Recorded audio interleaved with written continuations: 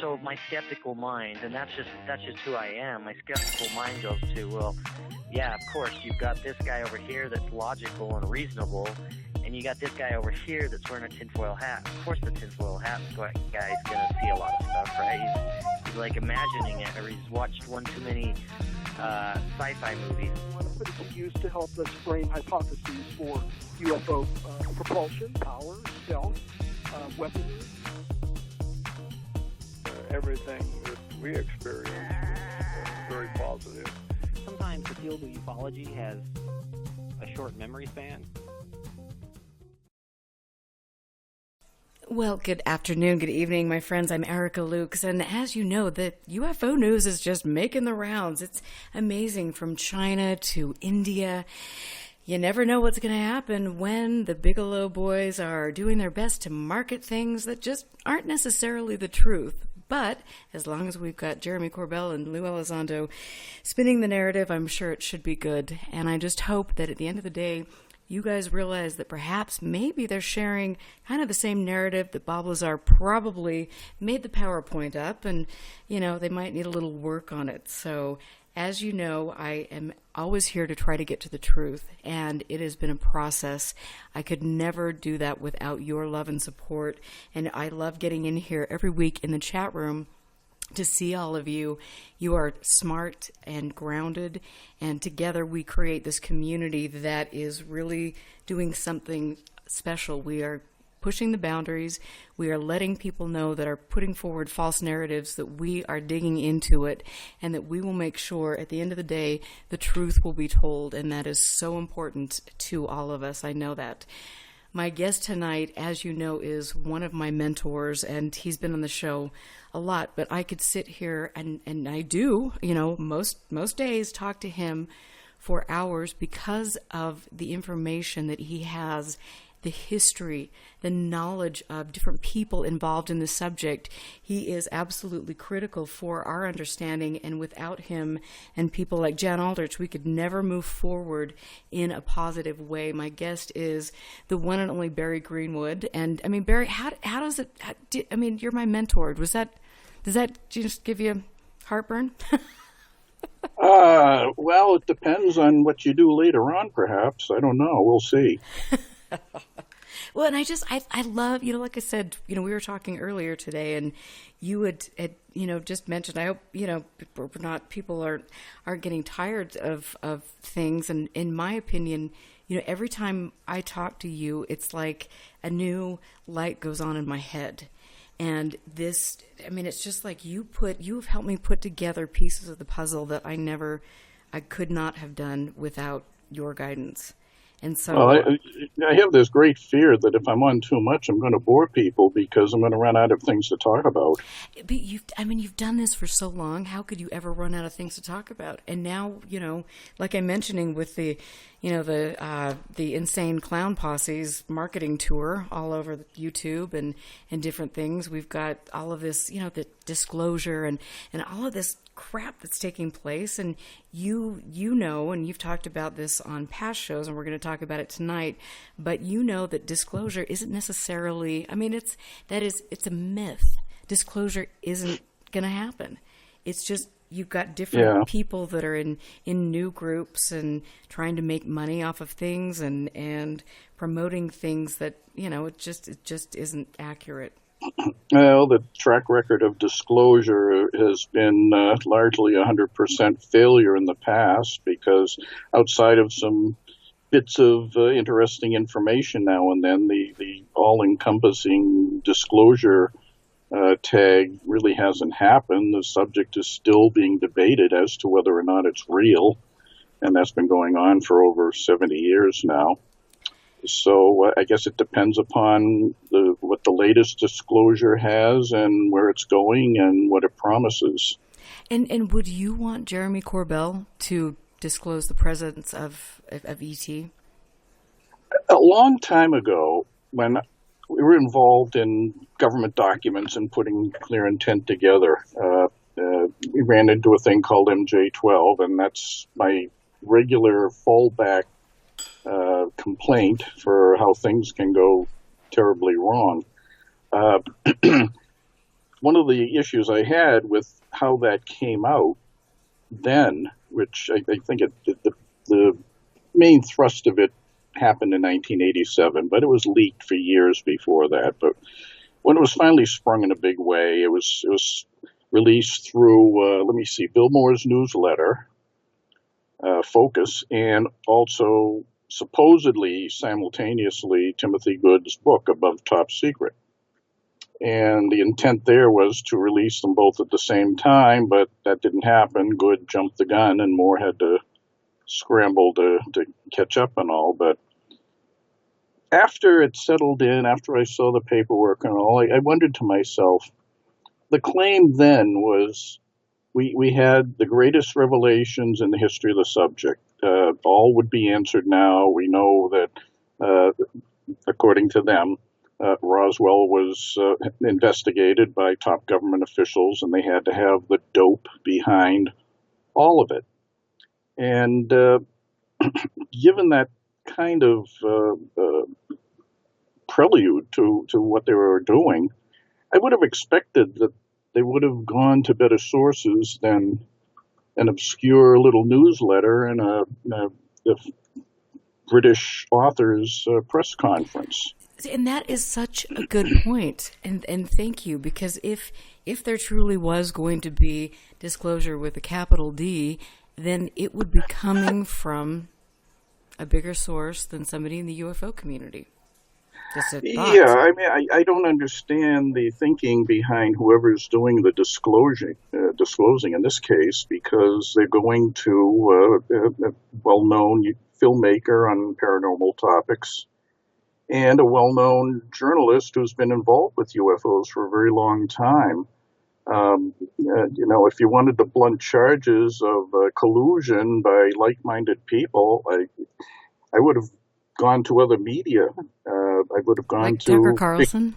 No, not. Okay, that's comforting. Yeah, I know what comforting.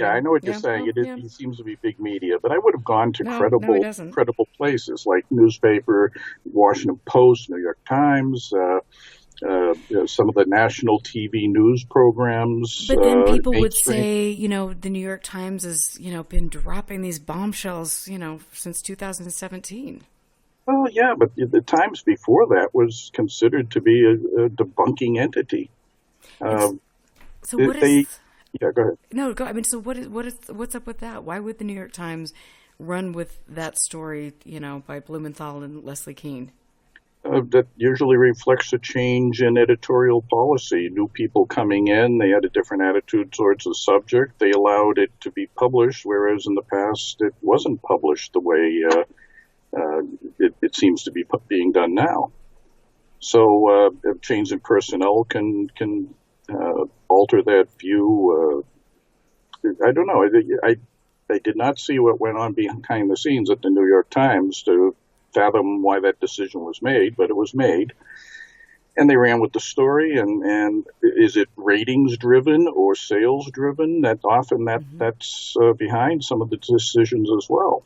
Well, and it's interesting because some of the mainstream journalists that I have talked to they've all been a little bit like, what is going on? This isn't, to have, to have this take place and, is a little unusual. But then, you've got the people that are, the true believers that are like, yes, this means that disclosure is coming.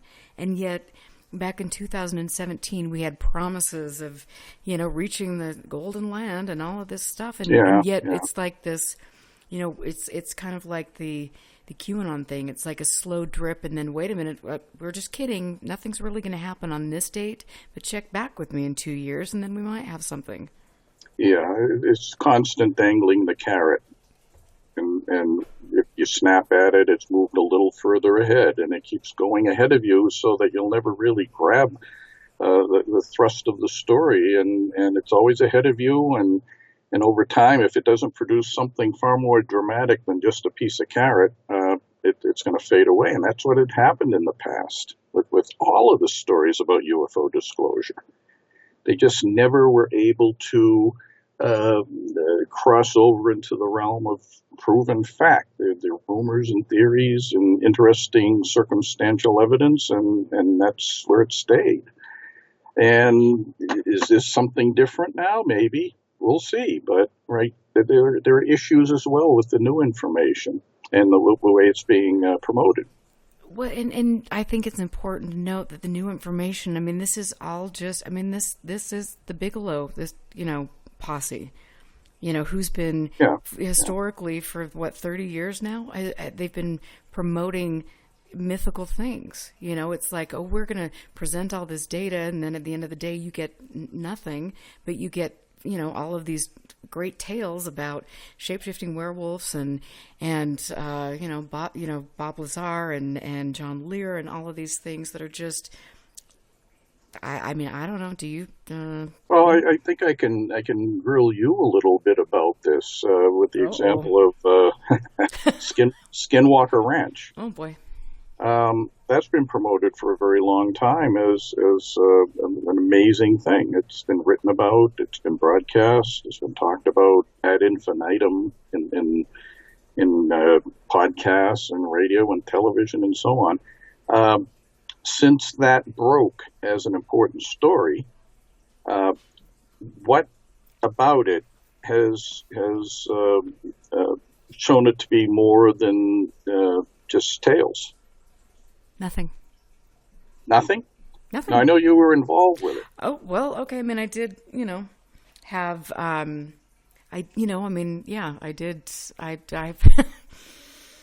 that's going to be one for the memory books at some later point in time after a lot of therapy and maybe a couple gin and tonics. I'm not sure, but, yeah. So I do believe that people that have promoted the shape-shifting werewolf narrative are basically making things up. Okay, so that's there you have it. Yep, I learned lessons the hard way. Yeah, storytelling. What about the vortex that's often been reported? By whom? Well, in general, I've heard stories about a vortex opening up in the area of the ranch's property and all, and the implication was it was some kind of a passageway to somewhere else. That's the rumors about it. Is there anything concrete to that?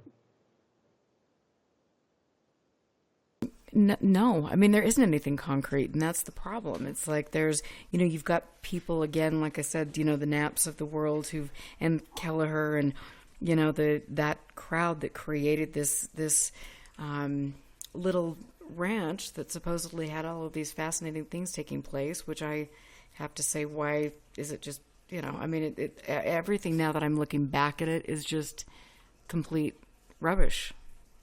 Yeah, well, the point I'm trying to make is that a lot of the people who were involved in that seem to be involved now with these new events. And I worry about that. Because are we being given another collection of half-reported stories, details being withheld that might be harmful to the credibility of what they're talking about? I know the videos have been presented, and we know some about what's behind that, but we don't know everything. We don't know the whole scope of the information that's out there. We've been told we don't have the whole scope of information. We've been given videos and still shots said to be from the ships that were involved in UAP and drone activity back in 2019 off the California coast. And one of them has been promoted as showing a pyramid-shaped UFO. But at least I think Corbell has said that he was told it was a pyramid-shaped object, and he calls it a pyramid-shaped object. Yet you look at the video, it's not. It's a triangle. So was it a pyramid, or was it a triangle, or was it an artifact of the camera taking the pictures that showed it as a triangle rather than, say, as a smaller light source that wasn't so angular as it appears to be? We need to know more about the circumstances under which those films and photos were taken, but we just don't have enough right now to make that judgment. But it's already been made for us. I mean, ET is here. UFOs are real. UAP, and it's like I was, doing a little, just homework and listening to a few of Elizondo's interviews. And I mean, it is like literally they have created a script. I think I will say that Elizondo is much more polished, and because he's got this big tough guy demeanor, and he's in the military, and it's like people look at him and go, oh, okay, I'm going to take him seriously. But then when you start breaking things down, which he mentioned in one of the interviews, he doesn't, particularly care for, because when you start breaking things down and looking at facts and statements from the Pentagon and whatnot, things look a little shaky. So it's like, I don't know. But I get people get swept up in it, and you're, bored and watching YouTube, and you see this slick video and somebody that's really excited and this is it, and people want to believe in this, and you get swept up in that kind of, conspiracy theory type of mentality. Yeah, whenever you're presented with anomalous information, and this goes doubly for the UFO community, whenever you see things like that, the first item that comes to mind is to ask questions, and don't be afraid to ask questions, because you're not the one dishing the information out. You're receiving it. You have the right to ask what's behind it, and you have the right to ask hard questions as to what's behind it. The guys promoting it, they have information, and it's clear in this case that you're not getting all that there is. They're holding back. They can't talk about it for security reasons, for privacy reasons, and so on. But they're still putting the story out there that's only a partially baked pie. And you can't judge the quality of that pie unless you see everything about it. Then you can make a determination. But you're just not getting that here, and you're being frustrated by the lack of timely release of data in a more reasonable fashion. You wait and wait and wait, and it just churns on and on. That's why the disclosures in the past have flopped, because the information never came up to quality standards of what one would expect to be able to form good conclusions about regarding an anomalous event, something from space perhaps. It's actively being promoted as potentially extraterrestrial by many of the people. Well, it is, and I think it's interesting, though, when you do listen to Elizondo and you listen to some of the things he says. He's very good in and of the fact that he's saying, yes, the government admitted that UAP, they're real. But it's like, so great. That just means it's unidentified aerial phenomena. That doesn't mean it's ET. And he knows that. So it's one of those things. He's pretty good about, saying that kind of stuff. And it's just, but again, it's like it's this shuffle, the two-step shuffle that MUFON's really good at doing. We've talked about that on multiple shows and things. So it's great. We're going to spin this big narrative. And even Elizondo in one of his interviews again today was just like talking about the new big bombshell that's going to be coming out, and he's walking it back. It's like, oh, well, don't expect it to be this, and da-da-da-da-da. So I think that, they're trying to, again, posture themselves because they know it's not going to be what they're promoting, that what they're, what I'm saying. It's very frustrating to have information doled out in that fashion, and it was done that way before, and it's being done the same way now. There's more visual quality to what's being presented, but you don't know any more about that being the evidence of anomalous phenomenon unless you have everything behind them, all the information. The people who took the films and photographs could answer questions from dispassionate outsiders wondering if these claims are real or not. They're not available. So you just left sitting in a void, wondering, is there anything to this or not? And the more time passes, while this is the case, the more frustrating it's going to be for people. And historically, stories like that, they just tend to run out of gas and become forgotten unless someone revives them later on.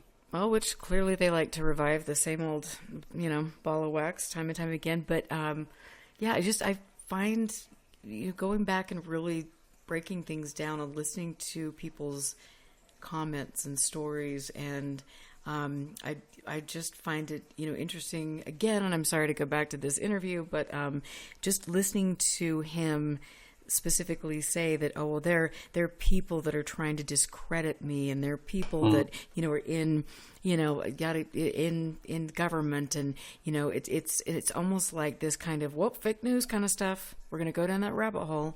It's fake news. Somebody's looking in my background. They're calling it into question. It's got to be people that are out to get me, because that's the conspiracy. I think investigators with the old groups in the past were taught to be careful of any information reported, to make sure it's well-grounded, that you're getting as much information as you can possibly get, and to ask questions constantly. And that doesn't mean you're a debunker or a critic or a naysayer. It means that you're curious about the story enough to ask questions and to try to paint a picture of what you're being told in your own mind. That's the way I like to do it. I like to see if the information makes sense to the picture I have of it, which I'm putting together from all of the bits of data that the outsiders are giving me. I want to make a judgment about it somehow, and maybe I can't, given the circumstances on how the information has been reported. It might not be possible to get everything you need to know, but I think in this case there is more information that could add to the picture. And it's frustrating. I don't like incomplete stories, and this is another one of them. It's coming out bit by bit, but whether you'll get the whole picture is another question. Well, I mean, obviously the people involved in this narrative for 30 years have never put out the whole picture. So why would we expect it now? By means of giving them a chance. Give them enough rope and see if they'll take advantage of it. And if they don't, then it's just going to go by the wayside. We need to know more about these photographs, how they were done, under what circumstances, who did them, how they got released. There's still questions about the old videos and how they came out through FOIA and all. The most famous video, the first one, was already out in the UFO community years before it ever was shown by To the Stars. Well, and if you remember, when To the Stars had their big debut, and I wonder if you could still find this online, but I mean, they were, in their presentation, they were showing, like a photo of a Mylar balloon? In one case, yeah. Yeah, right. And so it's like, here you have this group of government officials and people that are really looking into this, and yet they don't even know what they're putting forward. That's what I mean about being careful. I think it had been expressed more than once after To the Stars became public that some of the folks involved didn't want to look at any UFO history to somehow it influences their thinking and all, and they didn't want to have their thinking influenced by that, and to present this information as fresh and new. When, in reality, if you're going to talk about a topic like UFOs, you've got to know the background. Otherwise, you're going to make the same mistakes that they made before. But yet people don't learn. They don't learn now. They tend not to. Some do, but overall, you're in the same situation. You're still waiting years later.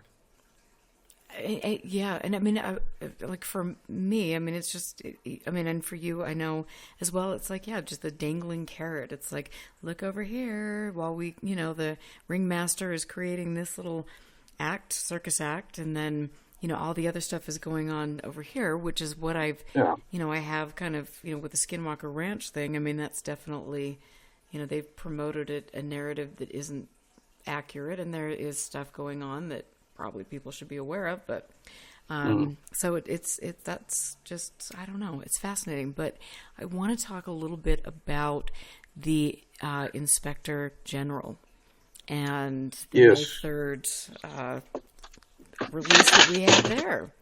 Yeah, that the most compelling thing about this whole business since 2017 has been the attitude of the government officially, in that they seem to be more open to discussing this in a positive fashion. In other words, it's not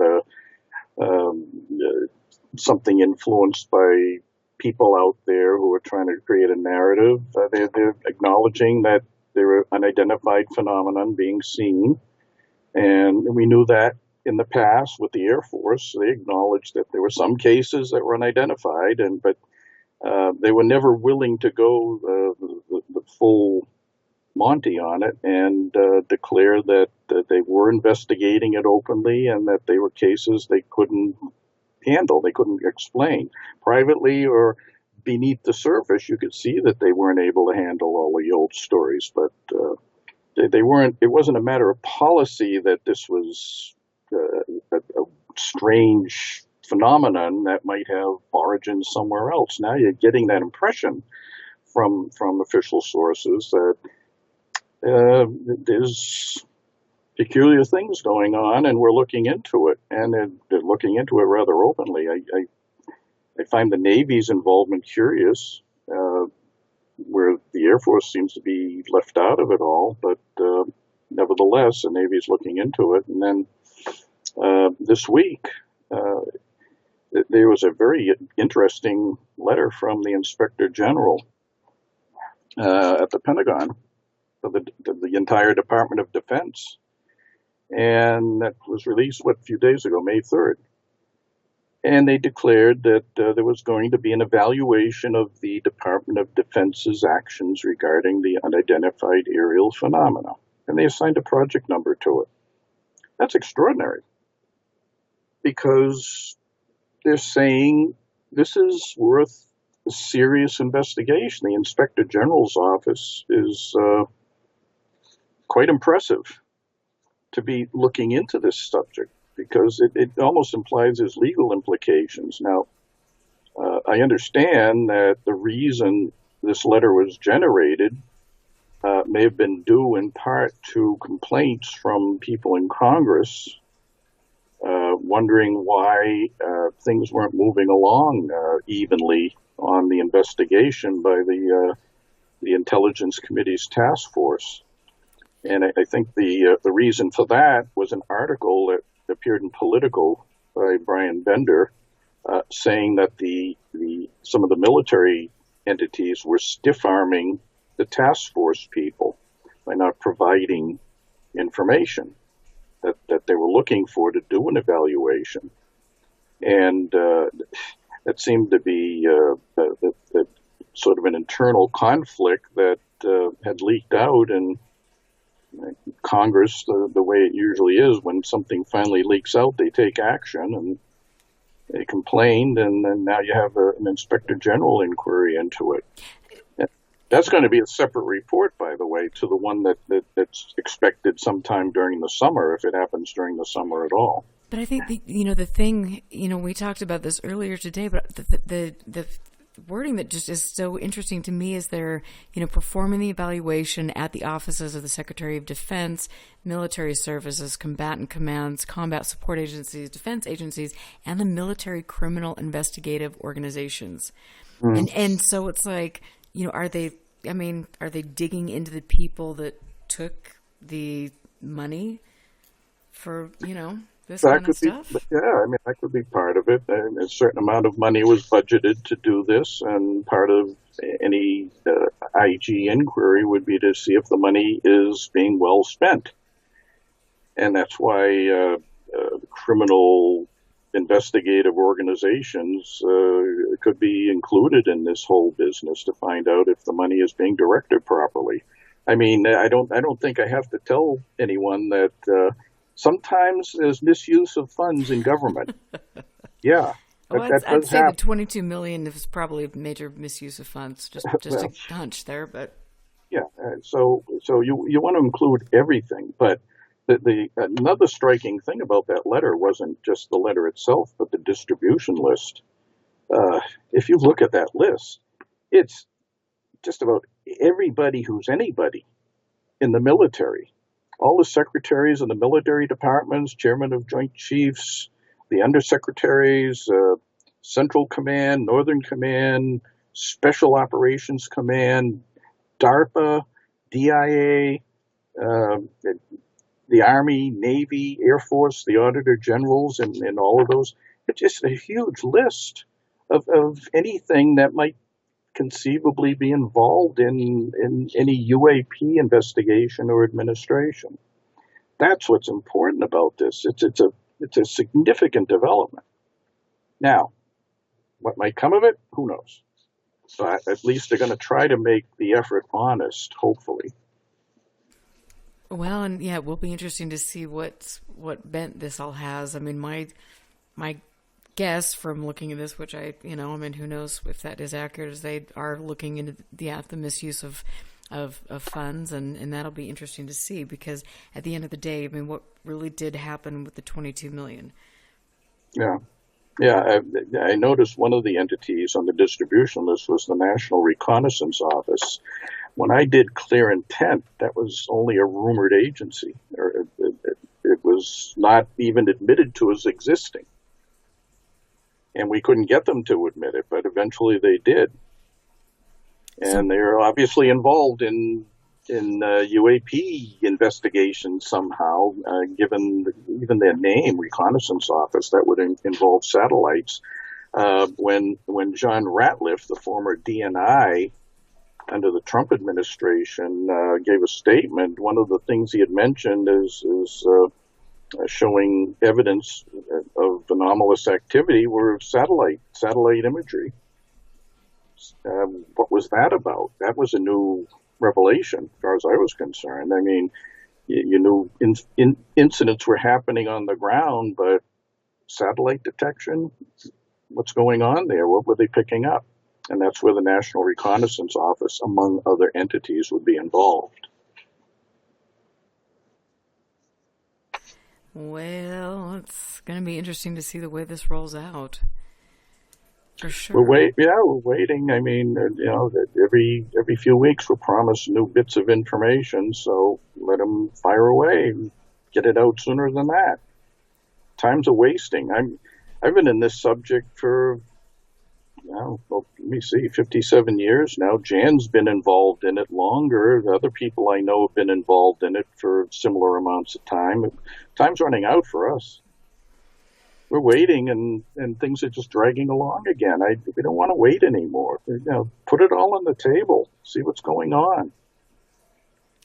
That would be good. But I mean, at the same point in time, I mean, what do you make of, like, if I were somebody in the intelligence community, or I cared about the defense of our country, I might be a little irate at Elizondo's, stunts, trying to, I mean, in that whole group. It's like you're promoting things, you're saying that we are weak as a nation.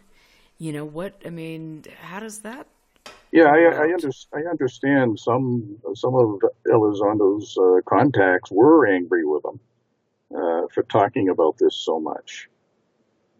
So he's admitted to that pretty much. But if and I sort of agree with what he's saying in the sense that if this is a phenomenon that has no obvious origins on the Earth, or some foreign country, someone's technology who lives overseas. If we know that that's not the case, and none of these other entities have that, then it becomes more of a global, universal problem, and he thinks we should start talking about it in that context. Yeah, well, he's got a point there. I think we should talk about it if it's something that infects the entire planet rather than just certain countries.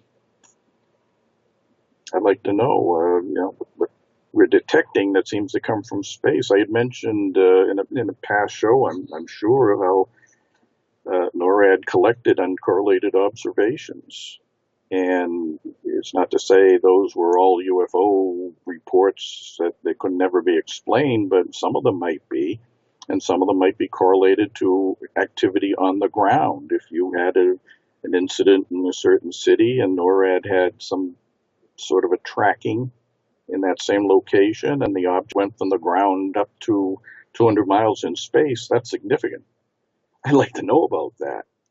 And we tried, but we couldn't get that kind of data.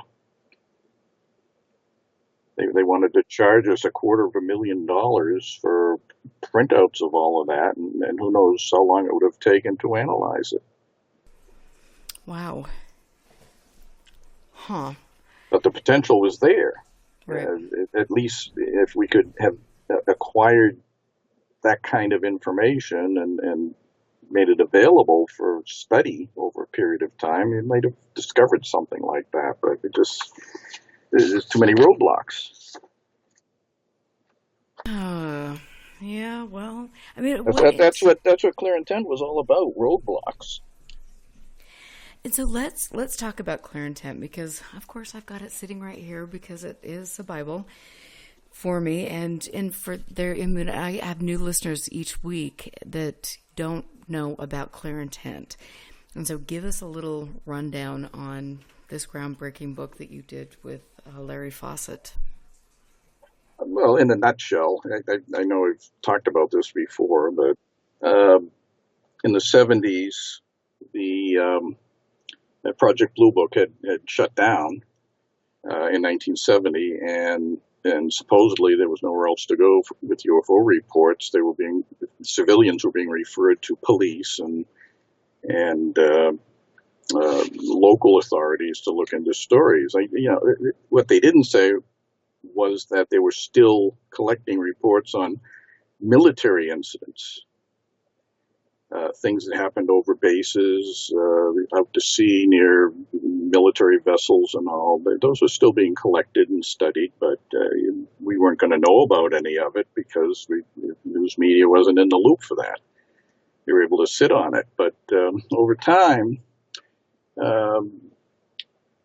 people's demands for accountability and information developed to the point, especially after Watergate, where there was great mistrust of government, and legislators had decided to amend laws like the Freedom of Information Act to make accountability more available to people. They could ask government agencies and personnel and so on that about what was going on, how they were doing their business behind the scenes, because the people put them there, the people pay their salaries, and why not allow the people to know some of what's going on beyond, obvious concerns for national security. So 1974, the FOIA was amended so that it made it far easier for the public to request things. And we saw that and decided, well, hey, this might work for UFOs. So I had to go to the local library, look up the act and how it worked, and study the exemptions. And I decided to file requests, and other people did as well, who were involved in UFO research. So we had considerable success very early on with some of them. We contacted the CIA. There was a lawsuit against the CIA and the National Security Agency about what they were withholding, and the lawsuit succeeded in shaking loose hundreds of pages of documents. We used those to launch other requests, along with news events that were in the press at the time about sighting reports near military bases. And all of that led to a steady stream of paperwork coming out, pointing to more and more activity of that type that we were completely unaware existed. So by the time I decided to put a book together, Clear Intent, in 1983, we had several thousands of pages of documents from about a dozen agencies, and I sat down and put it together, wrote it up, and that's what turned into the book. And then it just developed from there on. That more and more requests were filed, more information was getting out. Went from 4,000 pages of documents to many more thousands of pages beyond that, which we knew they had, but weren't able to access before.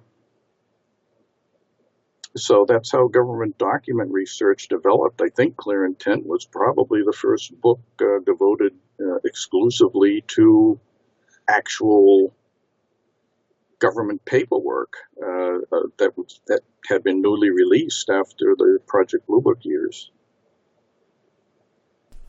It's fascinating, and I definitely, people have to get this book, and like now you try to find it, and it's like, it is off the charts expensive, but it shouldn't be. That's just people trying to enrich themselves. I don't see it as a collectible right now. I think a lot more years would have to go by before it's in that category, but it should be available at a much better price than that, than what people are charging now. It's just out of control that way. But I'm sure, and this was always a concern in the past when we were publishing, that all of this has been scanned already and circulated in the underground railroad of UFO distribution. So I think people who want to really see the book are going to see it one way or another. It's not going to be off limits. Well, that's good, and people need to see the book. It's I look at, and I love my archive because I love looking at all of everything that's in there. But it's like I look now at some of the books, most of the books, and they really lack substance, and it's just a lot of tall tales and misinformation and things. And so, Clear Intent is really truly a must have if you take this subject seriously. People have asked me, why haven't you followed up on Clear Intent? Why don't you publish more books and so on? The answer I usually tell them is I don't want to publish crap. I want to publish something useful to people. And the market on UFO books now is not what it used to be. Given the internet and all, you can get information very quickly and for little cost. That with books, you'd have to write up and wait months and until they're published. And then by the time a book comes out, by and large, they're obsolete because new information has superseded what you had in the book, which was timely when it was written. But in the delay between writing and publishing, it just gets older and updated. So I tried to do a newsletter to update the book. The newsletter was Just Cause. And that was very effective for what we wanted to do. We were able to constantly get new information about things that we couldn't get out in a book form. So that's that's available on your website. Yeah, you can see the publication, and I'm sure it's available elsewhere too. So that can be looked at and to see if what we did as far as updating and correcting any errors that were in Clear Intent about the old sighting reports that for which some of them in some of the cases we were able to get new documents superseding what we had in the book. So read the newsletter as well, and it'll bring you up to speed up till the last issues that we'd done on that. But I don't like to publish something unless it's something really new and interesting or important. So I just stay below the waves while others rehash old things. No, I mean, I think it's but now, like you said, we've changed. We're moving away from books, and we're moving to the visual media. And excuse my dogs in the background; they're jumping and making a lot of noise. You know how those naughty dogs are. But so, I mean, yeah, things have changed so much, and now you've got all of these YouTube channels popping up. In fact, I'm just amazed at all of these channels that it's like, okay, where did you come from? And you've got this slick production, and then it's like this big marketing ploy for things. It's not getting good content out. I used to try to keep up with all of the different angles of the subject, even with the odder elements. I tried to keep tabs on what they were doing because, believe it or not, they have an influence on culture as well as the serious material. But it became evident after the rise of the internet that they just couldn't do that. And there's so many websites, so many podcasts. I can't keep up with it anymore. I was able to keep up with the paper end of it.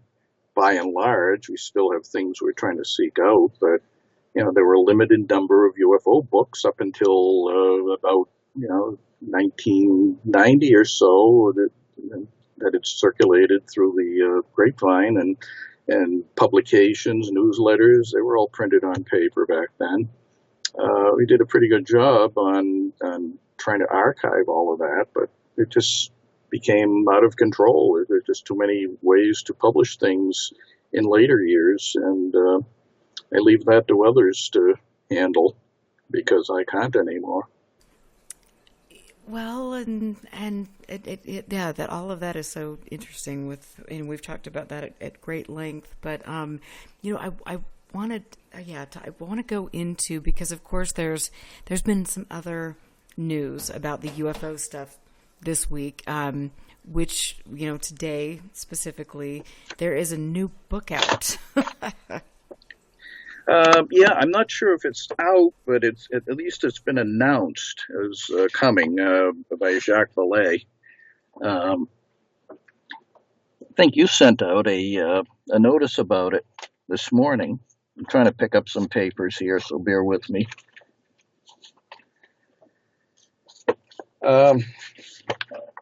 There was a book that was coming out by Jacques Vallée, and it was announced a while back, and pre-orders were taken, and then suddenly, the day of publication, which I think was May 4th, it disappears. It's taken out of consideration. You can't order it. Mentions of it had vanished. Even on Vallée's website, it was gone. And nobody knew what happened. It was a mystery. Why did it suddenly disappear? I mean, it was scheduled. It was a picture of the cover on Amazon.com, amongst other places, and then nothing. So this morning now we have our answer, that the book was withdrawn because apparently there was new information to put in it about another crashed UFO case that was said to have happened 2 years before Roswell in New Mexico again. I always wonder why New Mexico there's so many UFO crashes. I could never fathom why.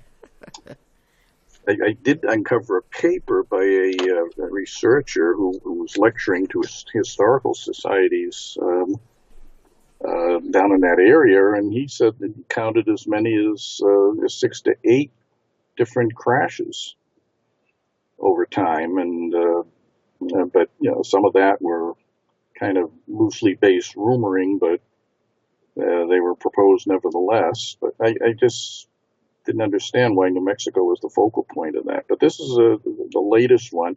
It's not even a new story, though. It's an old story. It As far as I can trace it back, it seems to have come about in 2003 by way of an article that was in a local paper in Socorro, New Mexico, about two young boys who had witnessed a crash retrieval in the New Mexican desert. And they went into great detail about what they had seen. They were there, I guess, off and on for about 9 days watching this. And none of that obviously came out until that write-up. And then other entities picked up the story and started printing recitations of it. And one of the kids, when he grew up, he had a book published with Paula Harris about this, and but it flew under the radar. It really wasn't getting much of an impact on anyone because I guess it sort of blended in with all the other crash retrievals that are discussed, especially Roswell. But now this is being brought to the forefront by way of Valet and Harris putting out a new volume, updating and adding to this information, and also including the new twist of a third witness, which whom we'll find out about when the book's released. But it was very similar to Roswell, actually, the way it was described. An avocado-shaped object was seen. It weighed several tons. It crashed on a property during a storm. Does that sound familiar? It's just like Roswell. It's kind of interesting how this, yeah. And it happened in August of 1945, which, as you'll recall, was the month of the first nuclear or atom bomb test at White Sands.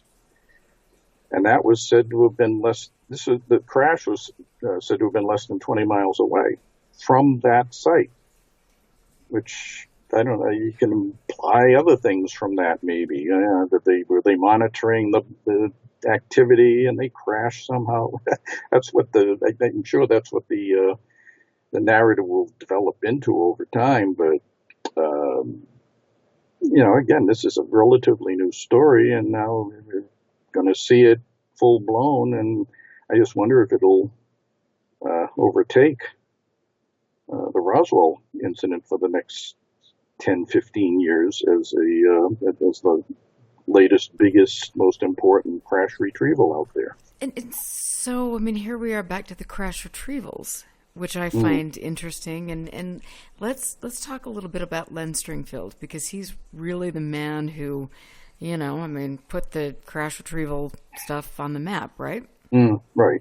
Well, he helped too. There were little events before that. In 1974, there was an author, Robert Carr, who talked about a crash disk story then, but he didn't have any real hard evidence of it, and that came and went, and of course Frank Scully story way back in 1948. So it's been talked about before, but it really didn't become a major topic until I think after the Carr narrative in 74, there was a lot more chatter about crash disk stories, and rumors were starting to prop up about other events. So Len Stringfield, who was a well-known UFO researcher at the time, and going back to the 50s, had decided to perform research on this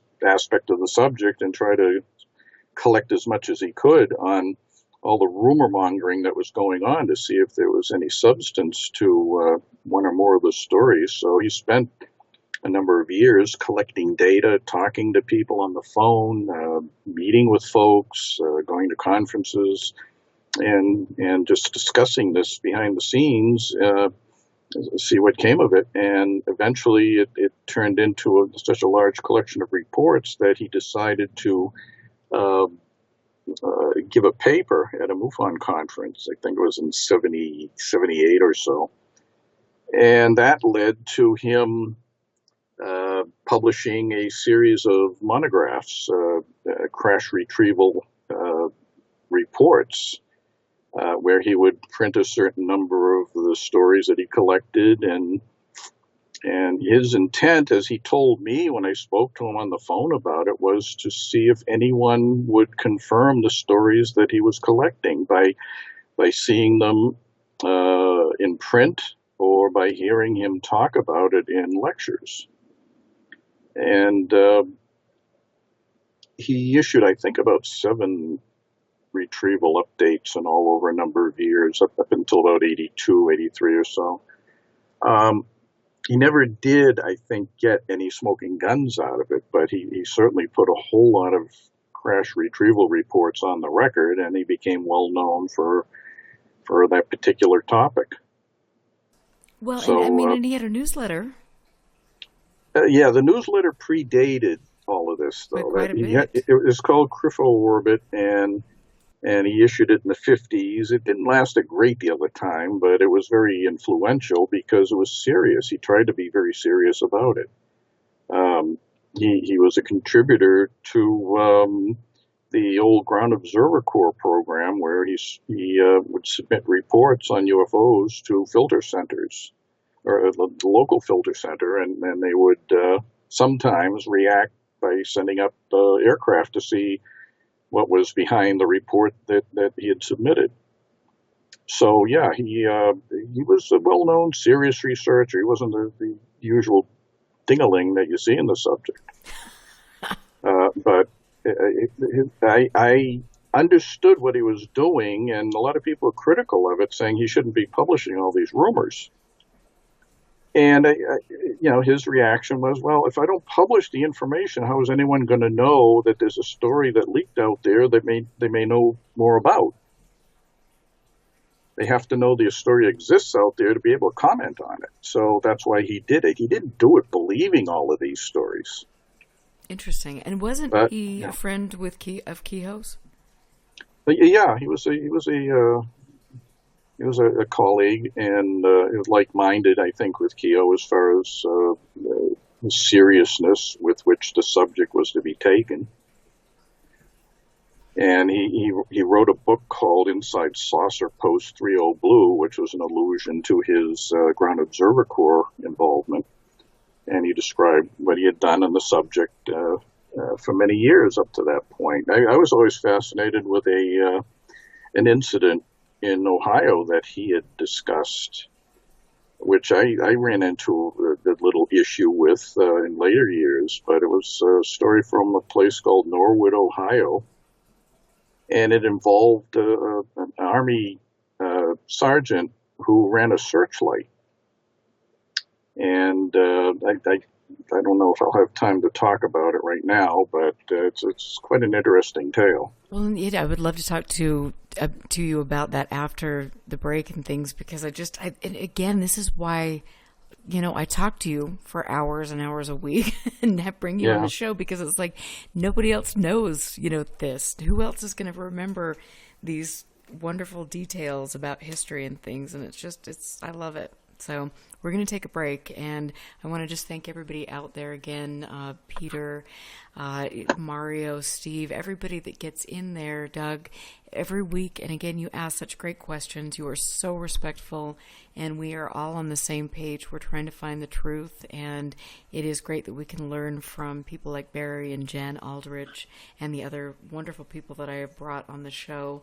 And I want to thank all of the people that get into my Patreon and support the show, help keep me on the air, and also help me with my archiving, which Barry's teaching me a lot about, but I love it. I love this subject. I love Friday nights with all of you. Thank you for making UFO Classified so awesome. We will be right back after the break. Basically I played clown music because it just kind of took me there after watching all of the little stints and the supposed disclosures and all of these great things taking place and the anonymous sources and yada yada. I mean, it really is, it's a clown show, and I kind of mention this every week. And I will say that I do, there is something genuine. And if there wasn't, I wouldn't be here. Barry wouldn't be here. All of us wouldn't be here. It's a fascinating subject. I love the history. I love, I just learning about every aspect. So anyway, Barry, welcome back to the show. And you were talking a little bit about the Norwood, Ohio case. And so, let's get back to it was one of the things that Stringfield.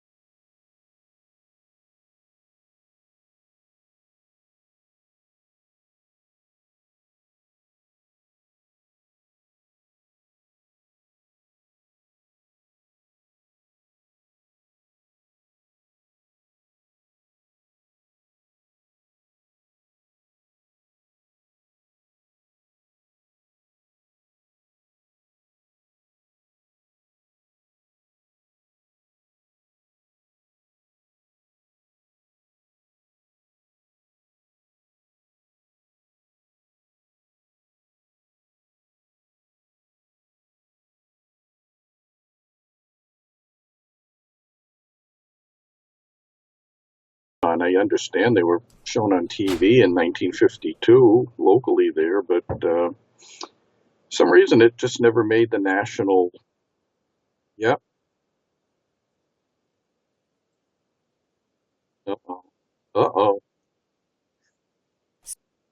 Basically, Mama is slacking on her production skills. And so you might need to just talk about that really quickly again, because I'm special. And, I'm going to say that the mic, I'm going to say that this was not me, but it kind of was. So you have to start over again. Oh, that's it. I want out of this gig. Where's my agent? I want my agent right now. I know. Well, I'm getting better. So, it's good, but, I'm sleeping on the job. Okay. I was listening to your story. It was really good. I'm sorry, Peter, and thank you for telling me to unmute my mic. And to prove I'm not getting old, I actually remember the story I just told. Oh, God, you're a so lot I can better say it person again. than I am. Thank you. Norwood, Ohio, in 1949, people were reporting flying saucers, and there happened to be in that town an Army crew operating a searchlight for various events, and the operator was a Sergeant Donald Berger, and he kept a log of the activity when the light was on and off and so on, and he had noticed at times when he had the light on that there would be aerial objects intruding on the light beam, sometimes smaller objects moving in and out of the light and moving in erratic fashion, and other times there was a much larger object being seen. Now, that's not to comment on the credibility of these incidents. I mean, I think everyone knows that when you shine a bright beam at night, you're going to catch things floating around that aren't really UFOs. And that may be the case here, but the important thing is that this was going on and being reported in the papers locally. And on October 23rd of 49, there were police that were involved. One of the officers took still shots, and he took also 2 reels of motion picture film that were shown on TV. I think last they appeared was in 1952 on a local channel. And they, as far as I know, they've never been seen again as movie footage. But Stringfield heard about this, obviously, I think from news clips, because they were in the bigger papers down there around Cincinnati. And he investigated, and he couldn't identify what was being picked up, or was being seen or picked up by the searchlight, and it went into his book that way. And he included some of this, I think at least one still shot showing the beam, and you can see a roundish object that the beam was apparently illuminating. So it just went into history that way. And it always stuck in my mind because this was an example of not only still footage, but movie footage. And NICAP had cited it in their investigative section of the UFO evidence, their big magnum opus UFO book back in the 60s. Well, I remembered that, and I had a call one day from Time Life Books. They were doing an encyclopedia of paranormal, unexplained phenomena. I was familiar with it. They seem to come out with it every year, so they wanted me to help out on it. And I thought, sure, fine. So they asked about a few stories as to whether or not I had information. I often did, and then I wanted a favor from them. I said that, there's a story that you guys are involved with. I had heard that after the searchlight incident, the films were submitted to Time Life for analysis. And I never heard of the result of that, but it seemed to be a pretty solid bit of information that Time Life had received the film. So I had the editor of the encyclopedia on, and I said, can you access the archives there at Time Life? And they said, oh, yeah, it depends on what you're looking for. I told them the story about the searchlight incident.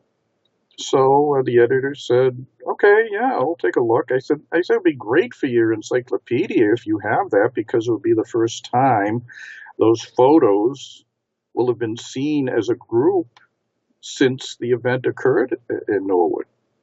So that seemed to energize him even more. So I let a little time pass. And then I just got tired of waiting, and I asked again. He said, what about that Norwood, Ohio thing? Oh, we didn't find anything. Oh, did you look everywhere? Well, no, we didn't find anything. A very short, snippy answer, and they didn't want to discuss it. So I thought that was really odd. If they had a film like that, especially since they were doing a UFO encyclopedia, that they didn't want to talk about that story. But that was the final answer I got from them on that, and they never followed up. Even though I was one of the contributing editors to that encyclopedia, I just thought it was so strange. The behavior was, it was like not nice. It was, don't ask me about this. So that's the way it ended. But it's still an enigma out there. You can argue again over whether or not it was the illuminated birds or something in the beam, but it was just one of those odd information suppression stories that bothered me. And that's, I love it. Thank you for sharing that. That is awesome, and I'm grateful that you repeated the story. And we got the mics going on now. That's comforting. You and I have been, I wish that people could, well, maybe it's probably a good thing people can't hear our conversation some of the time, because, we are always talking about interesting stuff, but it's, that I've been very fascinated about politics and the UFO subject. And you had mentioned a little bit about Nixon and Gleason. And so I know we're jumping from one topic to another, but hey, I'm going to kind of roll that way. But tell us a little bit about their relationship. Their relationship was very cozy. Jackie Gleason had an illustrious career in the 50s and 60s on television with The Honeymooners, and he had a variety show later. which I watched religiously every single week. And I thought he was great. He was a fabulous comedian, and he was, I thought, quite bright. It's been said that he had a photographic memory. He didn't even have to rehearse any of his TV shows. He just would go on and know all the lines. And it rather dismayed his co-stars because they thought he would flub up lines, and he never did. He was very good at it. The other ones flubbed up lines. But anyway, Gleason was a consummate professional.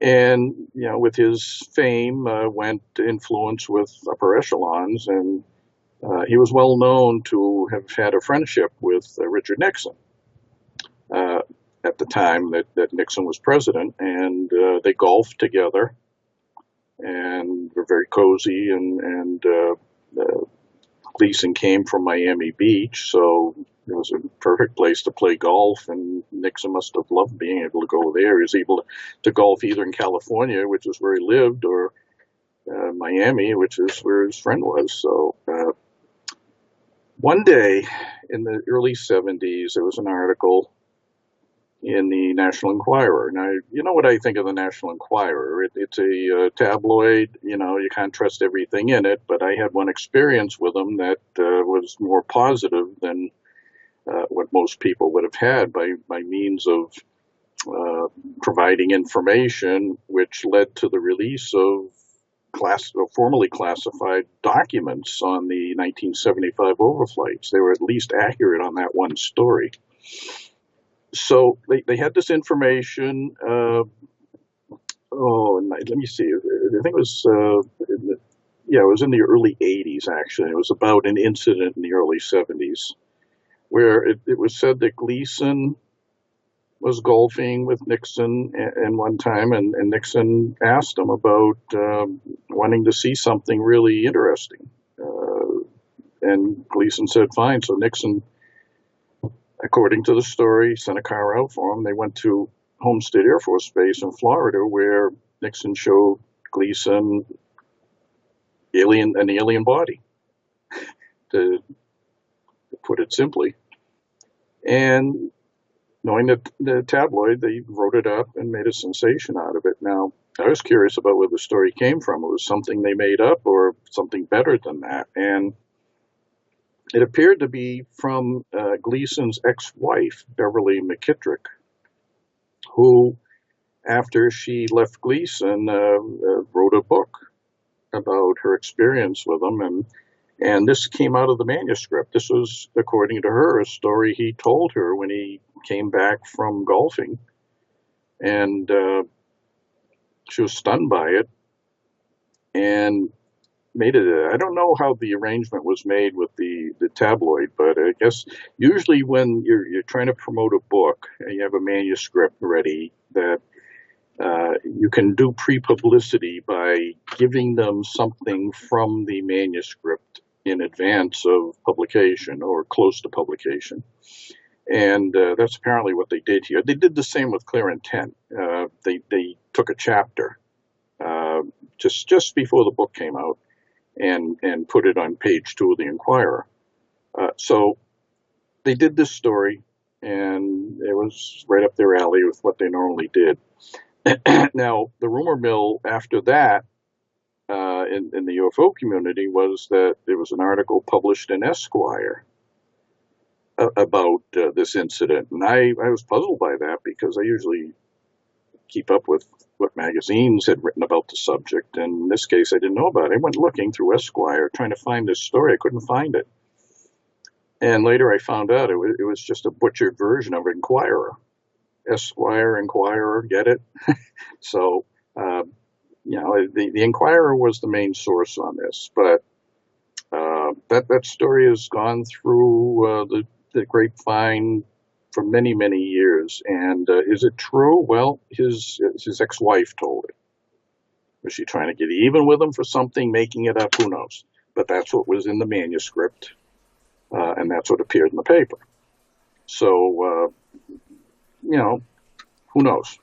Who knows if it's true or not? Obviously it's not true, but I would just go out on a limb and say that. But it is interesting, though, with relation to Nixon, and then you look at current day politics and you see Roger Stone and you see all of the, yada, yada, yada, all the people on Coast to Coast and things like that. So it is interesting to see how some of this mythology gets promoted at the hands of some politicians, right?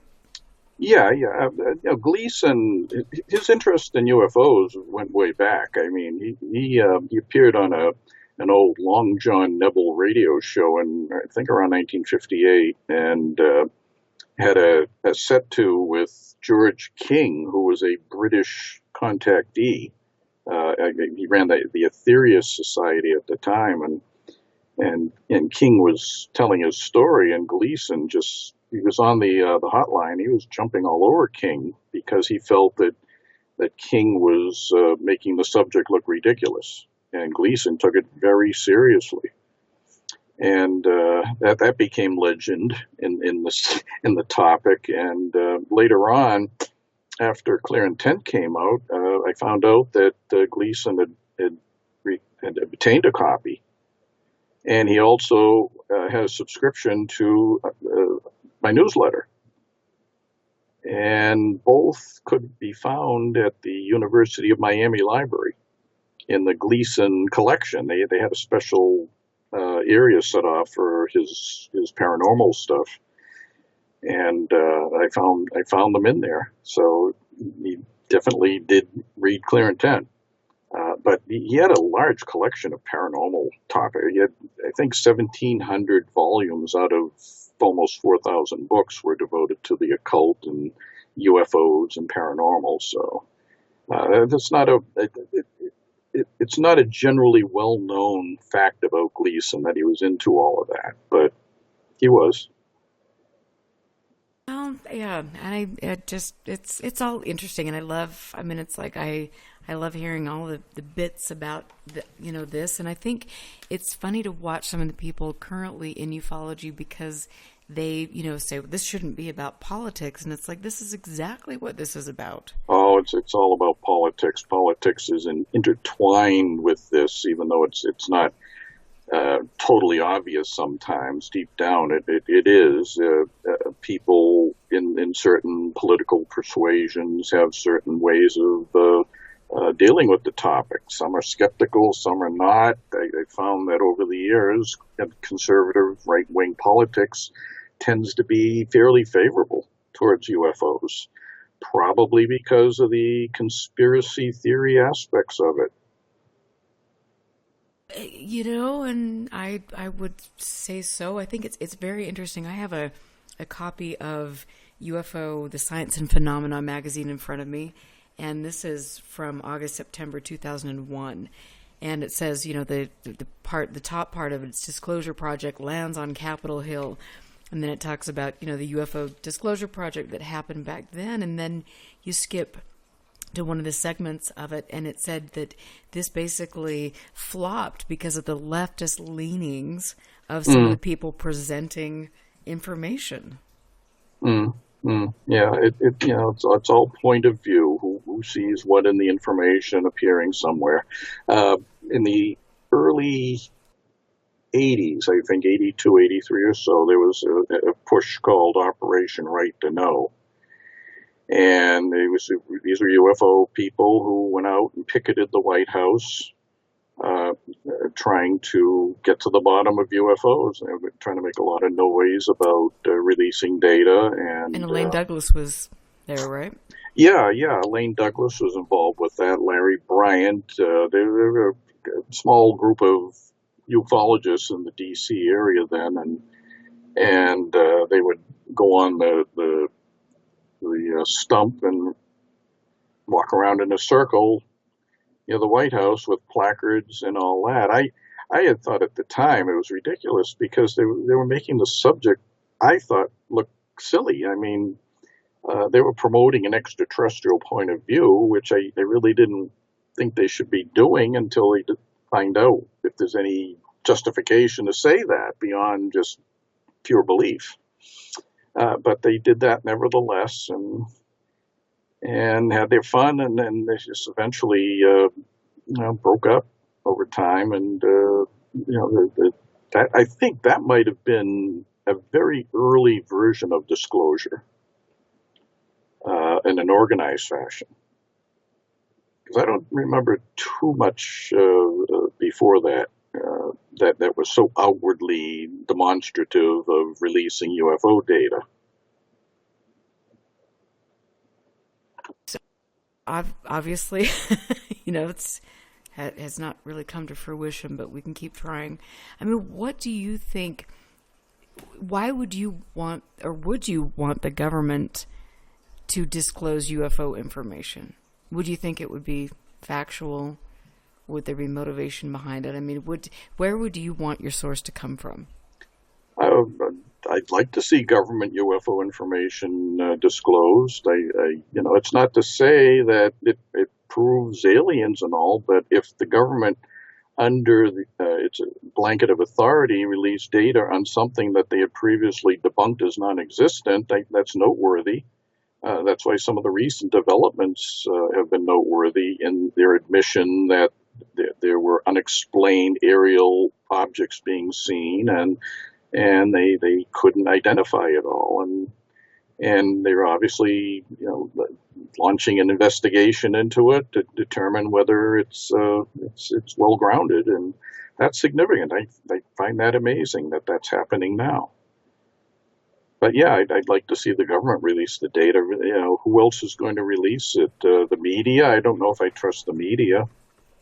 Well, I would certainly, They're looking for ratings, and if they can hype something up without telling you what's really behind it, I think they would. So, if Dan Rather came out, or someone who had a long history of credibility, if Walter Cronkite were still alive, someone like that would impress me.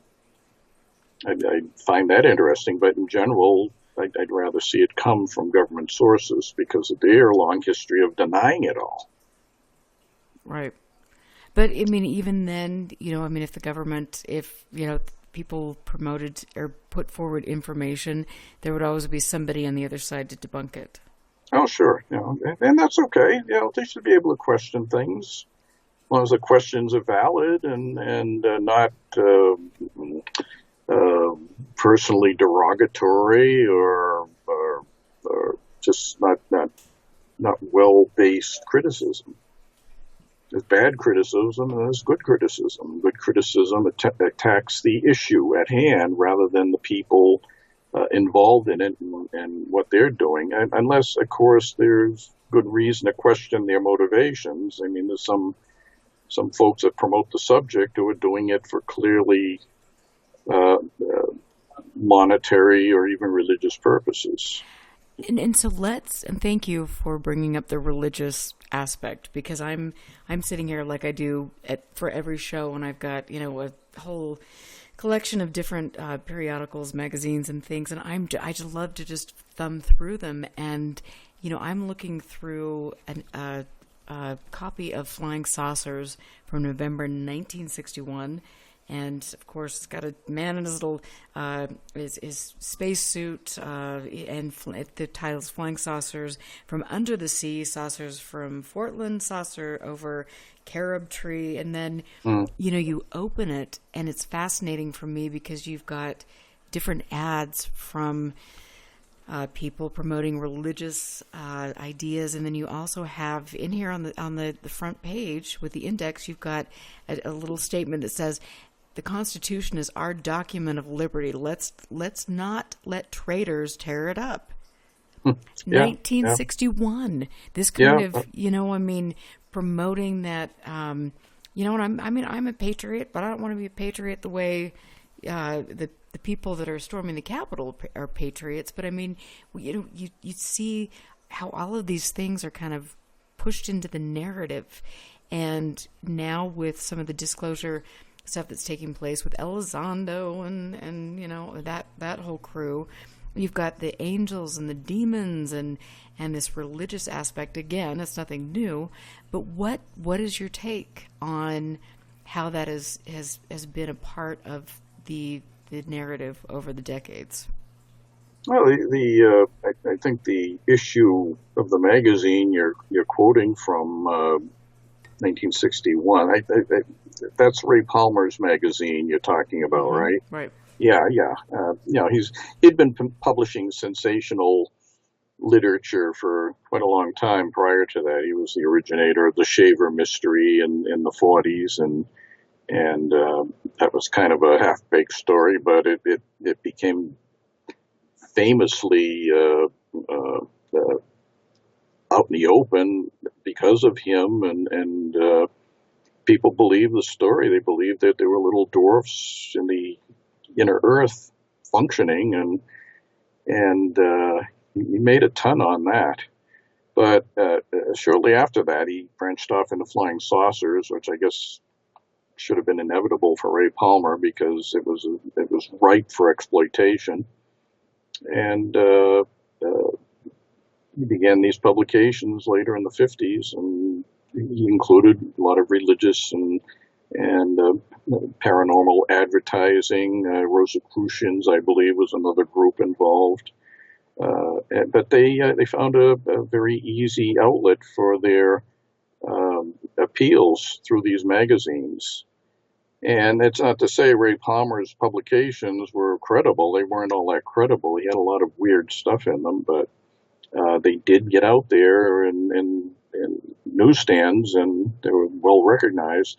When those ads were appearing in the early 60s, we really weren't that far removed from the McCarthy era. I mean, McCarthy had died in 1957 of alcoholism, and I as I recall, as being a kid then, we still weren't totally out of that mindset that the commie invasion was coming, and that we have to appeal to religious entities to save us, and go to God and get those evil commies out of the country. It was still there, and only when the counterculture ramped up in 63, 64 on did things really turn around in that respect. But the UFO community was always, I think, prone to the very patriotic, rah-rah type of promotion, and they didn't want to be seen as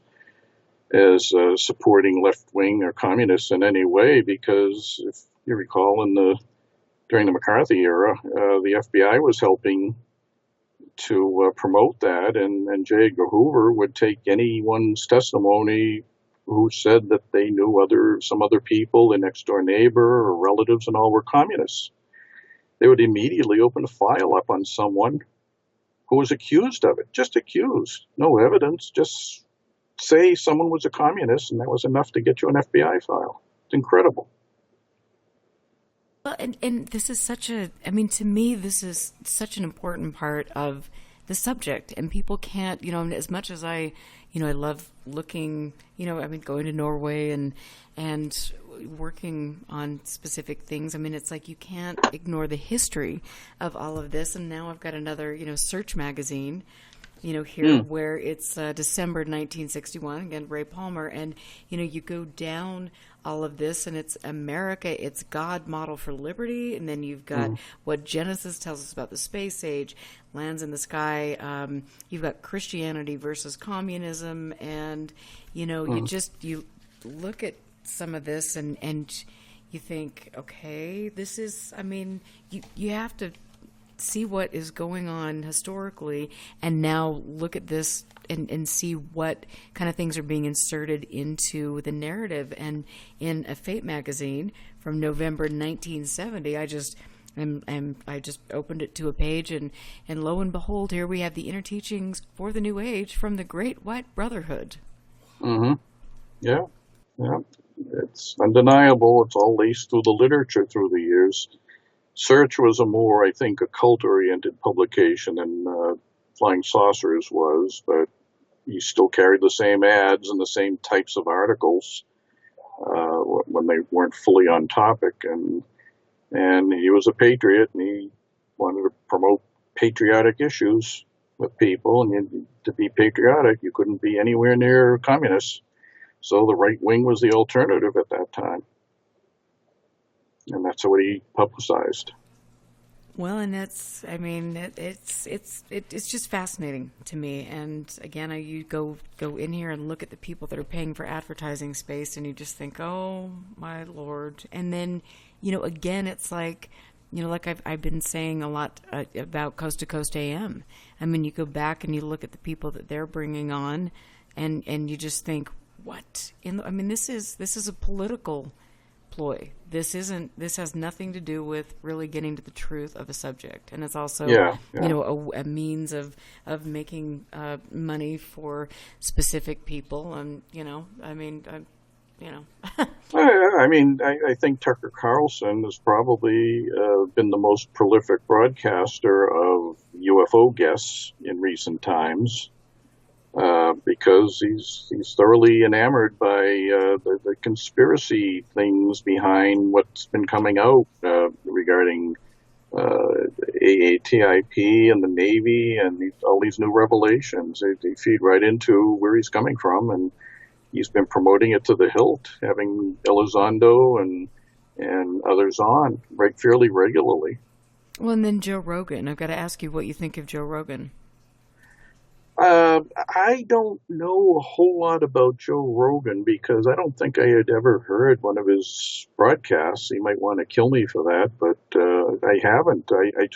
I don't listen to all of these programs. I don't have the time to do that, especially at night. I'm more busy at night than anything, and when I'm sitting in front of the computer doing research, I suppose I could flick on a podcast or one of these shows and listen to it and all. But I just, given the subject matter they discuss often, I'm distracted by it. I'd rather have it off so I can do the research I'm doing, which is usually related to seeking out old press accounts and old information, old documents by whatever I can find on the internet, or using the internet to find leads that I could get otherwise, perhaps in libraries or colleges that I can get to. But that's what I do at night. I don't listen to media programming that much. And I know there's a lot of it out there, but I just don't miss having to do it. Well, I think when you've been listening to this stuff for so long, and it's the same thing reinvented. I used to listen to talk shows on the radio in the 60s and 70s and 80s when there was no internet. And, that was the way you would acquire verbal information or visual information in the case of TV. And I pay a lot of attention to it. And as a result, I built up quite a assembly of audio and videotapes, because I focused on it. I didn't have as many distractions as we have now, and I was able to keep up with it then. So, I'm glad I did it, because there's a lot of recordings that we would never hear again if they weren't already put on a cassette or a video that way. But that's all I had of those two forms of media, audio and visual, and I did what I could on it, but now it's more paper oriented. I don't have time. I need more time, and I don't have enough time in the day. Well, I'm just amazed at what you've accomplished. I mean, you're my hero. Obviously, I say that on every episode, and that it's just like I admire what you've done, because if somebody like you or people like Jan, I mean, you guys aren't preserving the history and giving that to people that are trying to move forward and expose some of the nonsense that's gone on, then I mean, we're completely hosed. And I definitely feel like with each generation there is a need to suppress that critical information so we're spinning in the little hamster wheel. I always had a fear of something that was coming on into the media somehow, or even the paper material, of missing something important that I would regret later not having, so that I assumed everything was going to be important. I know deep down it wasn't, but I would just try to preserve anything like that. figuring someone in the future is going to make use of it, and it could be vitally important. But that's the way I function. I didn't want to miss history as it formed. Well, I'm a fan, obviously, clearly. I mean, yeah. And so I've got a question from Peter William Shelley, who gets in here and asks incredible questions. And I also want to say that he is the host of Shadowy Spectrums. And so I would definitely recommend going to YouTube and listening to his really thoughtful and much needed interviews on the subject. But he wanted me to ask you, is it possible that a reason disclosure can't happen is because it scares not the public but the power elite? What if aliens have a society free of obscene greed and corruption? Wouldn't that scare the controllers who thrive on greed and corruption? I would say that's entirely possible. If you have a corrupt government, the last thing they want to be is uncorrupted. So any more powerful entity that presents that possibility would be frightening to a lower corrupt entity. That's why I think fossil fuel people want to continue going on, and they want to get in the way of better technologies because they would lose their honeypot as a result. People wouldn't buy oil and gas anymore, and they'd go to these more freer energies, and they'd have to do something else for a living. They don't want to do that. They tend to be conservative. Businessmen, rich businessmen especially, tend to be on the conservative side, and they want to do what they've always been doing and not change anything. Change brings risk with it, and they don't want that risk. So, don't bug me with something new and better. I like the old standby. It continues to bring me income, and I like it that way. So yeah, that could retard progress with that attitude. Well, yeah, it is quite interesting. So, do we have reverse technology? I mean, do we? I know your answer to this, but I just want to hear you say it. I mean, do we have crash saucers, dead alien bodies in our possession? Have we reversed technology? Not that I can see. Okay, I mean, fair enough. I told you that before, you were right. I told you that again. I know. I just wanted to hear it again and again. Because, think about it. Common sense would tell you that if we had what was said to have existed, say in the 1940s or 50s, with these flying objects, able to do right-angle turns on a dime, able to fall like a leaf, able to maneuver with impunity, able to accelerate from 0 to thousands of miles per hour in a second. Don't you think we would have seen some evidence of that by now? If we had that technology then, we weren't stupid then. I think some of it could have been exploited, materials and all. You had to be a little patient, but 70 years have gone by since then, and I would have expected to see more. Also medicine, with the question about bodies. I would think medicine would have advanced with the bodies of extraterrestrials being examined and studied, and new techniques being applied to our medicine by what we learned from that. Where is it? Where is the manifestation of it? I'd like to see it. Is it there? Can someone tell me, point out something that has developed now that can be attributed to knowledge of aliens or their machinery? And nobody's given that to me yet. So basically, you're just kind of poo-pooing the whole, we've got the jump rooms to get to Mars kind of thing then? Because you're kind of bringing me down on that aspect. Yeah, I would like to have a jump room in the Pentagon that could take me to Mars in an instant. But, that's science fiction has written about that for ages. Is it real? I'd like to think so, but where is it for real? I want to see it for real. I don't want to hear rumors about it anymore. That's unproductive. Send me to Mars and I'll testify to it. I'll say, yeah, this is genuine, and I'll go on the line and assert it without question. If it can happen to me, that would make it more palatable, more unchallenged. But you don't see this happening. Well, and I have to ask you. I mean, we just have seen the starlight stuff. You know, I mean, I'm going to go out tonight at 10:12 and kind of listen to everything, or not listen to everything, but look at the sky and see Elon Musk's great, you know, the latest and greatest whatever he's doing to clutter the atmosphere. I mean, to clutter the sky, so we never know what end is up. But I mean, wouldn't if things were really happening in that regard, would somebody like Elon Musk kind of cop up to it? Because he hasn't. You mean if he had technology like that? Well, if there were technology like that, and if there was an extraterrestrial presence that had visited the Earth and was a threat to mankind. I think he would love to exploit that and become a zillionaire instead of a billionaire. That would certainly put him into a much higher earning bracket than anyone on the face of the Earth. But why isn't he doing it if he has that kind of technology? They're still using chemical rockets. What the heck?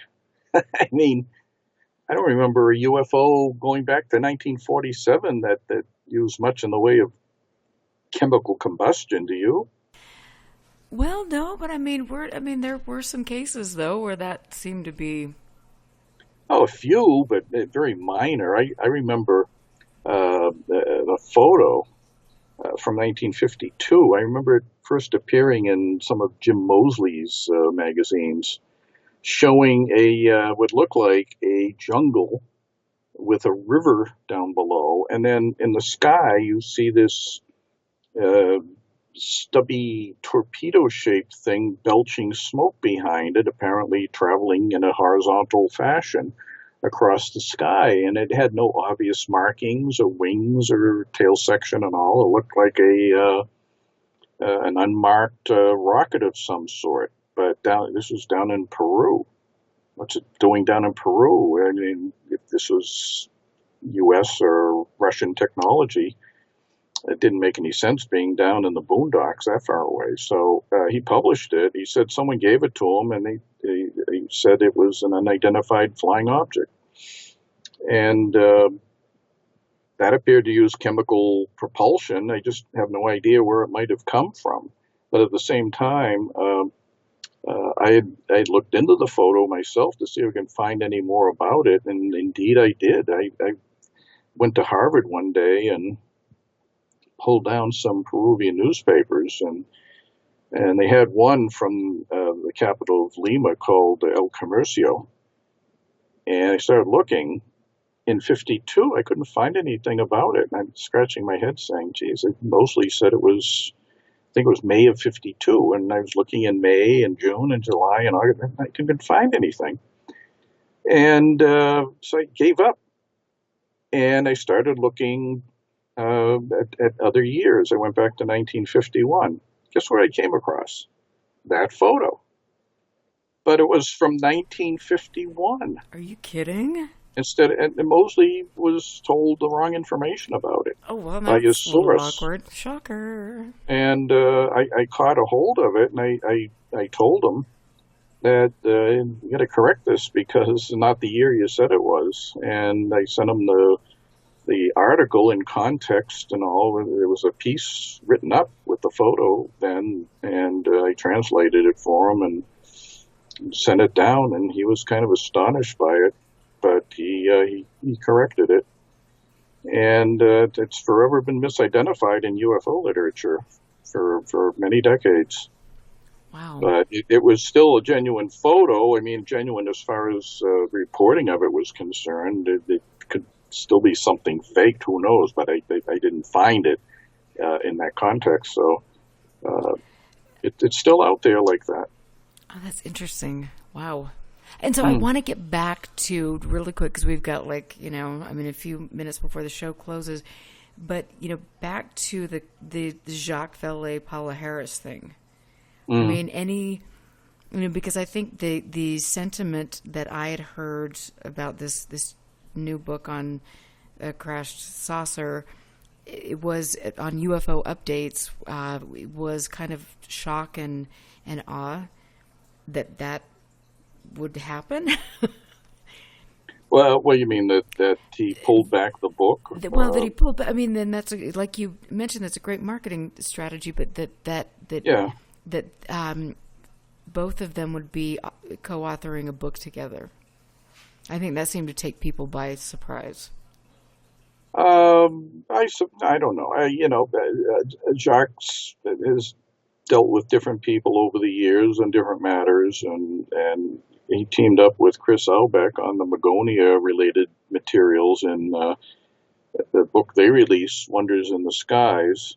And I might have a little thing to say about that, but, to get back to the point, I don't see it mysterious that he teams with her on it. I mean, she might have had friends in the area that had more convenient access to the story, and he just partnered up, and they put the book together on it. But I think the odd thing about it was it's a well-known story. It's not a brand new tale. And the thing about the book being withdrawn on publication date, it just seemed, I don't know, it seemed too convenient to me. And it smacked more of a marketing ploy. They must have had this story on hand for a while and could have written something up about it, but to use the day of publication as a dramatic change in the thrust of the book, they probably could have done it before that, and it just wouldn't seem so obvious as what appears to be just a marketing issue. Get it? You pull it back the day it's due, and everybody expecting it begins to talk about it like, hey, this book was coming out, and all of a sudden, the day it appears, it's been withdrawn. I mean, is the government suppressing it? And all these thoughts go through their minds, and the buzz continues for a few days, and then suddenly a new book is announced, a new version of the same book, and it's a much more dramatic story than what the original one was. And I think there was some talk of they're worried about the book's presentation or promotion. It just wasn't creating enough buzz as it should have, and this seems like it's creating more buzz than I think could have been justified. I think it could have been done in a less obvious fashion than as a market manipulation, but that's the way it happened, and it's out now, and I'm sure a pile more people are going to order it than had done before. But the previous book that he had done with Chris Aubeck, Wonders in the Skies, that was more of a grievous thing to me, the way that happened. The book came out. I mean, it was issued on time, and it was out for a while, and it contained collections of stories and incidents about aerial phenomena in ancient times, up until more modern but still old times. And there were complaints about it being riddled with errors, factual errors. So they had decided to do a new edition of the book. But the new edition turned out to be a corrected but very deluxe version, including a portfolio of various ancient depictions, broadsides and all, of UFO type imagery, and a facsimile coin showing a disc-shaped object on an old coin. And that was put together as a package for, as far as I can see from the website, Valet's website, $260 plus $14 postage, which is $274 for a corrected version of a book that had previously come out. It's almost like the reader who bought the original book has to pay a huge amount more money to get the corrections, and is given the lollipop of a more nicely printed document. But I don't know, that just rubbed me the wrong way. Oh, yeah. I mean, that is curious, and so, yeah, I don't know. But, Valet is a venture capitalist. He's there to make money.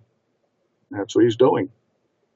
I just hope it isn't at the expense of the people who are most devoted to him, and as far as expecting good, high-quality information.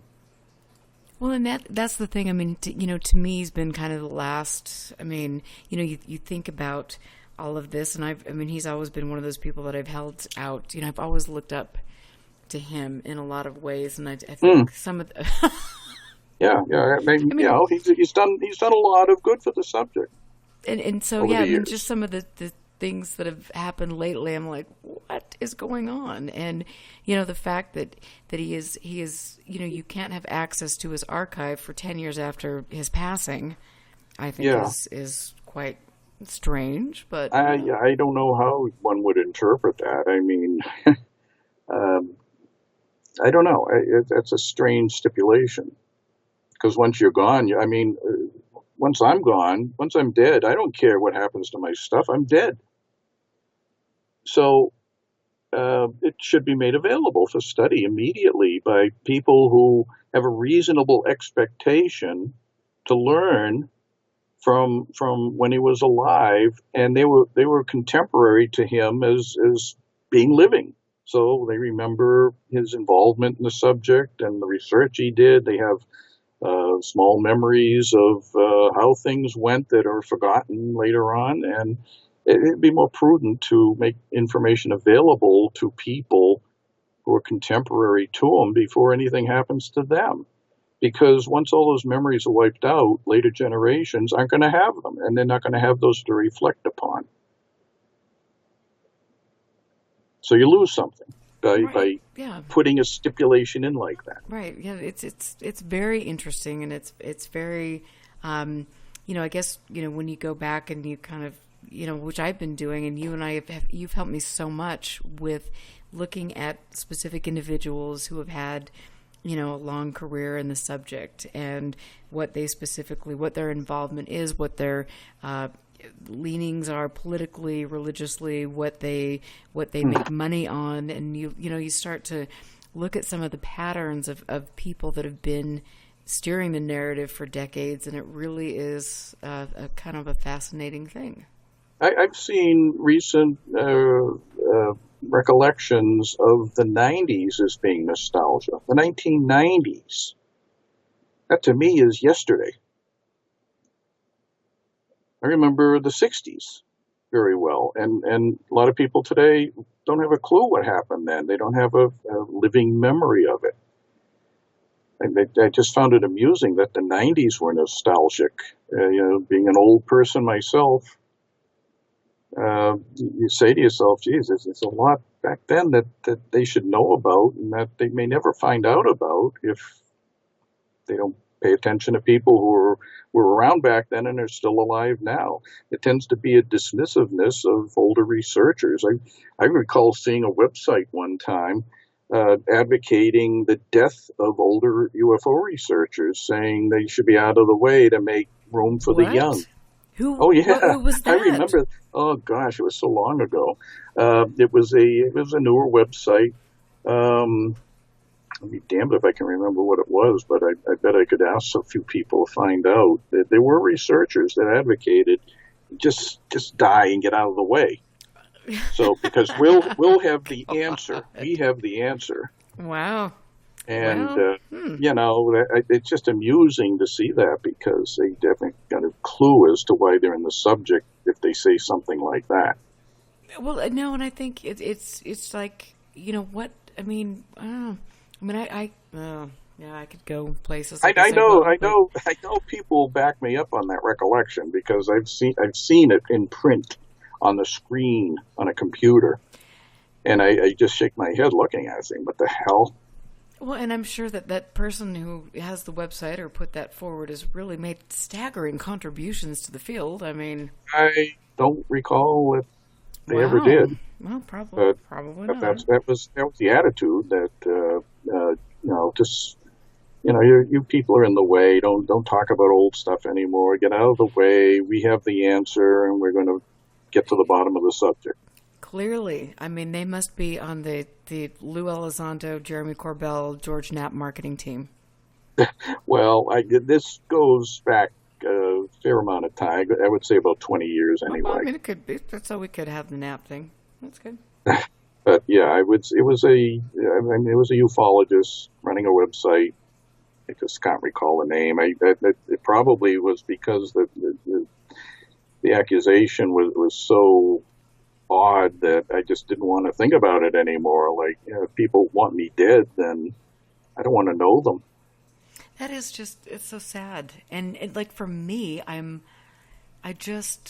know. I mean, I love it. I love the history, and it is important. And you and your colleagues add it's such an important part of all of this. And I couldn't be where I am without knowing you and learning from you and things. And I think that's really important. So anybody some don't give a damn about the history. They really don't. That was the toughest topic in teaching investigations when I was involved with Mass MUFON. The topic of UFO history. People did the poorest of all the topics they had to take quizzes and questions about.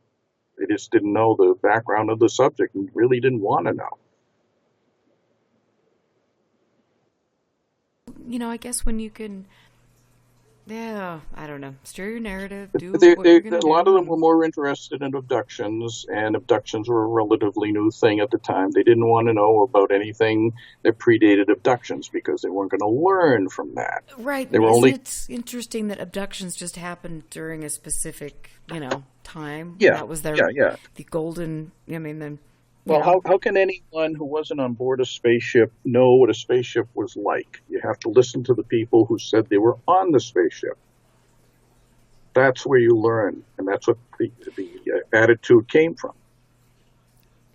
What I want to ask you, because of course we've got like 3 minutes before the show closes, but when we were talking earlier today, you had mentioned how important it is to do psychological profiles to see how people would act under certain circumstances.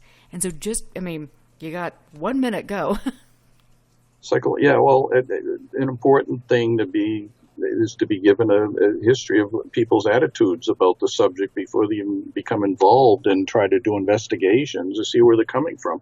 They have a lot of preconceived notions that might be unhealthy to an investigation. You have to dismiss those and clear them out and start from scratch without going into an investigation with too much on your mind that isn't applicable, but might influence negatively the what you're trying to do. So, and that we'd always wanted a newly reformed questionnaire on how to respond to UFO reports and what information to use. I mentioned one thing that I was concerned about, and that's eyesight and depiction of colors. And it seems that there's a difference between people with cataracts and people without cataracts as to how they see color. And that could be very, very important in UFO research as to, someone seeing genuinely a color that isn't there or is being filtered out because of a problem with, say, cataracts or color blindness. There's going to be a major consideration of that. Otherwise, you're going to be dealing with some false data. Well, yeah.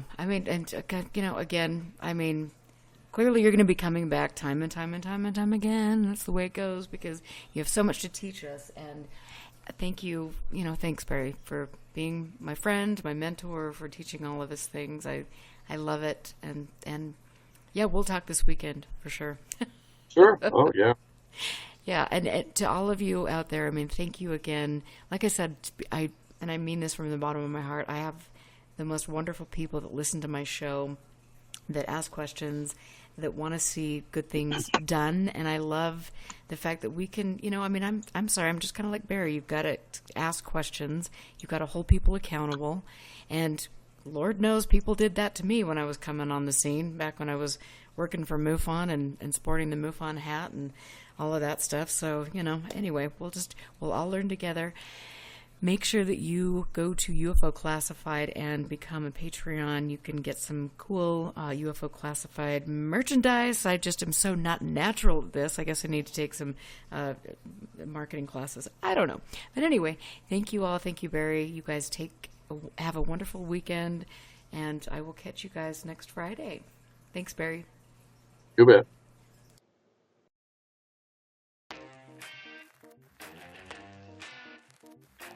So my skeptical mind, and that's just who I am. My skeptical mind goes to, well, yeah, of course, you've got this guy over here that's logical and reasonable, and you got this guy over here that's wearing a tinfoil hat. Of course, the tinfoil hat guy's gonna see a lot of stuff, right? He's like imagining it, or he's watched one too many sci-fi movies. But it's used to help us frame hypotheses for UFO propulsion, power, stealth, weaponry. Everything that we experience is very positive. Sometimes the field of ufology has a short memory span. We didn't know anything about the $22 million back then. We just kind of thought, well, this is, and I think that was the reason why they were looking for military-type people, because in the military, you work with whatever you got, no matter what the situation is, and you just kind of adapt and overcome.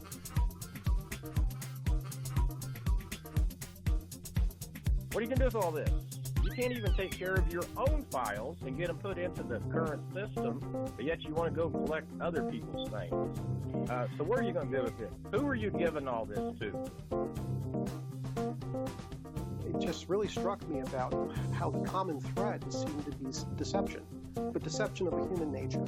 So that's what I started thinking, who would these folks be? I mean, then I started thinking about the intelligence agencies, what role they could play, and what would be their motivations for getting involved in ufology.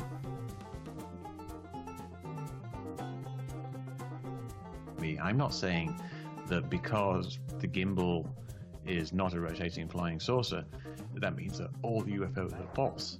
Not at all. All I'm doing is I'm looking at this one case, these individual cases, and seeing if there's an explanation for those. So try to, if I could ask people out there listening, don't think that I'm trying to attack your entire beliefs about these things.